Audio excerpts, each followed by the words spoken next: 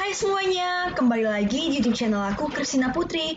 Nah, kali ini aku bakalan lanjutin video ISPT PPH Badan Rupiah part 3. Nah, di part 3 ini kira-kira aku bakalan bahas apa ya? Ada yang bisa nebak gak nih? Daripada nunggu lama, langsung aku kasih tahu aja deh. Di part 3 ini, aku bakalan jelasin tentang rekonsiliasi fiskal dan lampiran 17711. Gak usah berlama-lama lagi ya, langsung kita mulai aja yuk. Nah, hal pertama yang akan kita lakukan adalah rekonsiliasi fiskal. Nah, pertanyaan pertama yang muncul ketika mendengar kata-kata rekonsiliasi fiskal, orang pasti akan bertanya, kenapa sih diperlukan proses rekonsiliasi fiskal untuk menghitung pajak terutang? Nah, secara umum, standar laporan keuangan perusahaan yang berlaku di Indonesia saat ini mengacu pada standar akuntansi keuangan ataupun SAK, yang tidak selalu sesuai atau selaras dengan ketentuan perpajakan yang berlaku. Oleh sebab itu, diperlukan rekonsiliasi fiskal untuk menyelaraskan keduanya. Nah, untuk melakukan rekonsiliasi fiskal, apa saja sih yang diperlukan? Untuk melakukan rekonsiliasi fiskal sendiri, yang diperlukan adalah laporan laba rugi, seperti yang ada di soal, dan data-data terkait seperti yang ada di soal ini. Nah, sekarang langsung aja kita mulai ya. Nah, seperti yang aku jelasin tadi, bahwa dalam pengerjaan rekonsiliasi fiskal diperlukan laporan laba rugi dan juga data-data terkait.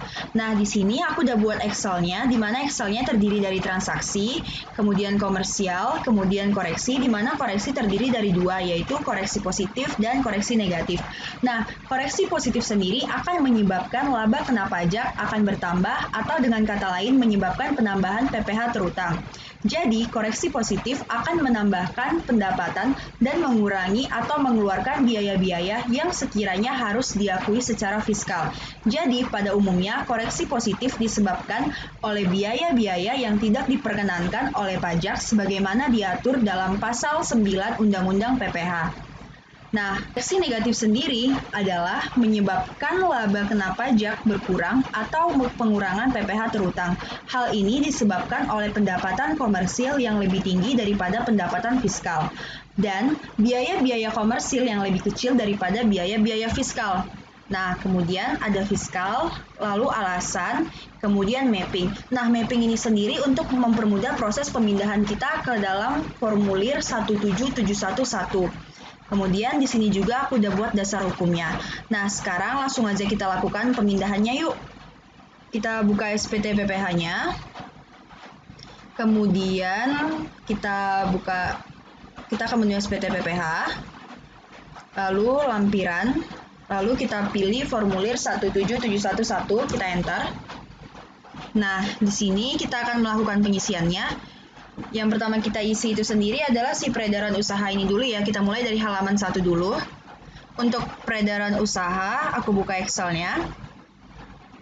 Ini aku udah nomorin, udah aku mapping gitu. Di sini sebesar Rp46.617.989.000. Ini langsung kita ketik aja.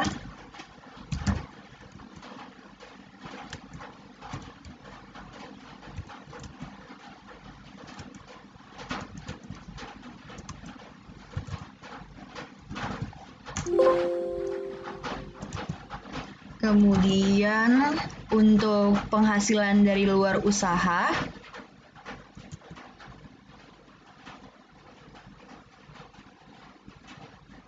ini kita lakukan penghitungan. Dari yang ini bertiga kita pindahin ke 1E tadi ya. Sini aku juga udah buat mappingnya.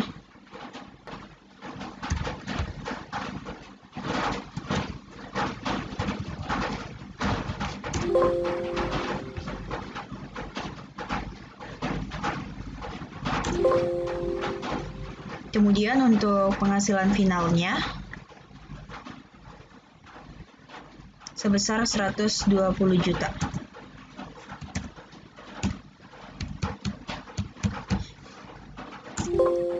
Lanjut ke halaman 2. Di sini aku juga udah buat. Jadi kita tinggal langsung masukin aja. itu sebesar 232.950.000.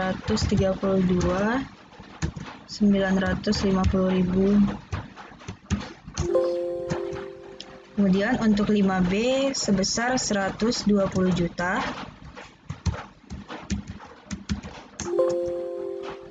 Kemudian 5C itu 161. Lalu untuk 5F 33.280.080 rupiah.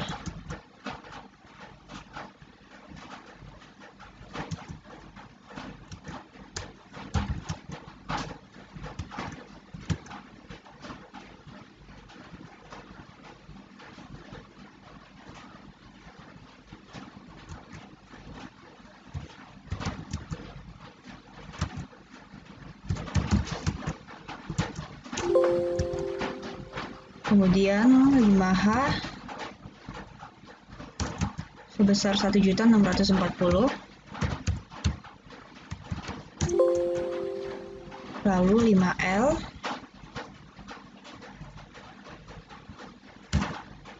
nah, apabila tidak ada kategorinya dari yang A sampai K, kita bisa memasukkannya ke penyesuaian fiskal positif lainnya apabila dia terletak di koreksi positif ya.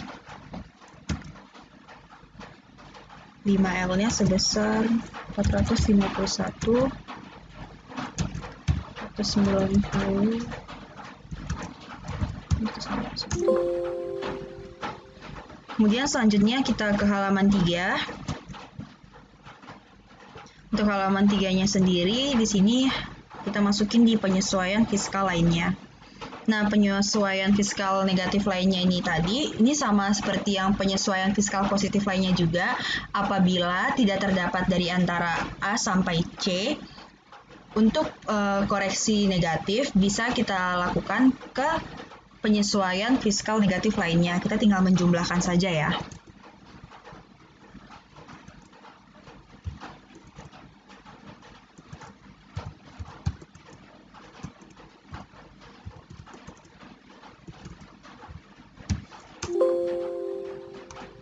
Kemudian kita sudah selesai melakukan pengisian formulir 17711, lalu kita lakukan simpan.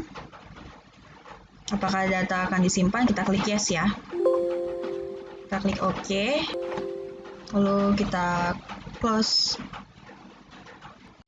Nah, sekian video part 3 dari aku mengenai rekonsiliasi fiskal dan lampiran 1771 ISPT PPh Badan Rupiah. Semoga video ini bisa membantu kalian semua ya. Dan untuk Excel-nya tenang aja, aku bakalan cantumin linknya di description box supaya kalian bisa download dan pelajari juga. So, jangan lupa buat like, comment, and subscribe ya. Sampai jumpa di video aku selanjutnya. Bye-bye!